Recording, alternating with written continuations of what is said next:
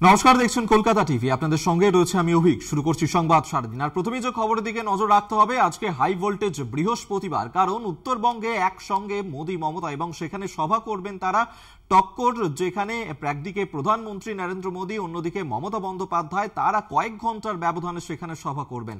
কোচবিহারে মোদী মমতার সভা কয়েক ঘন্টার ব্যবধানে। কোচবিহারের দু জায়গাতে সভা করবেন মমতা বন্দ্যোপাধ্যায়। একদিকে কোচবিহারের মাথাভাঙায়, অন্যদিকে জলপাইগুড়ির মালবাজারে সেখানে সভা করবেন মমতা বন্দ্যোপাধ্যায়। আমরা এই নিয়েই কথা বলবো। কৌস্তব এই মুহূর্তে আমাদের সঙ্গে টেলিফোনে রয়েছেন প্রতিনিধি। কৌস্তব, আজকে কয়েক ঘন্টার ব্যবধানে উত্তরবঙ্গের কোচবিহারে সেখানে সভা করবেন একদিকে প্রধানমন্ত্রী, অন্যদিকে মুখ্যমন্ত্রী। সেক্ষেত্রে এই মুহূর্তে সভার কি প্রস্তুতি, শেষ মুহূর্তের কি ছবি ধরা পড়ছে? দেখো অভিক, আজ থেকে উত্তরবঙ্গে মমতা বন্দ্যোপাধ্যায়ের যে নির্বাচনী প্রচার, সেই নির্বাচনী প্রচার শুরু হচ্ছে। প্রথমেই কোচবিহারের যিনি প্রার্থী রয়েছেন, তৃণমূল কংগ্রেস প্রার্থী, ওনার সমর্থনে মাথাভাঙায় সভা, পরবর্তীতে মালবাজারে সভা। পাশাপাশি তোমাকে বলে রাখবো, আজকেই কিন্তু কোচবিহারের যে রাসমেলা ময়দান রয়েছে, সেখানে আবার প্রধানমন্ত্রী নরেন্দ্র মোদী সভা করছেন বিজেপি প্রার্থী, অর্থাৎ যিনি কেন্দ্রীয় মন্ত্রী ছিলেন নিশীথ প্রামাণিকের সমর্থনে। বলা যেতে পারে যে আজকে কিন্তু একদম উত্তরবঙ্গ জুড়ে দুটি দলের দুইজন হেভিওয়েটের প্রচার ঘিরে কিন্তু একদম রীতিমতো রাজনৈতিক প্রচার চলছে। আমরা সকাল থেকে দেখতে পাচ্ছি, আমরা সকাল থেকে মালাবাজারে যে ছবিটা তুলে ধরেছিলাম, যে এখানে কিন্তু প্রায় বিভিন্ন এলাকার থেকে মানুষজন, যারা তৃণমূল কংগ্রেসের কর্মী সমর্থক, তারা সভা মঞ্চের উদ্দেশ্যে আসতে শুরু করেছে।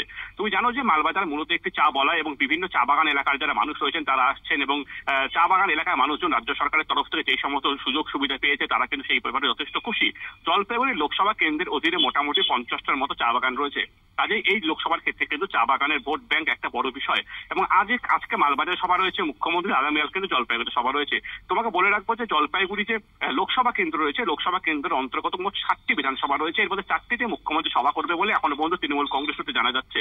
পাশাপাশি তোমাকে বলে রাখবো, আগামী 7 তারিখ ধূপগুড়িতে আবার নরেন্দ্র মোদীর একটি বিজেপি প্রার্থীর সমর্থনে সভা রয়েছে। বলা যেতে পারে যে আজ থেকে যে শুরু হলো উত্তরবঙ্গে যে হেভিওয়েটদের প্রচার, সেটা কিন্তু চলবে একদম নির্বাচনের আগে, অর্থাৎ 16 তারিখ পর্যন্ত। আর এই ঘিরে কিন্তু সরগরম একদম উত্তরবঙ্গের রাজনীতি।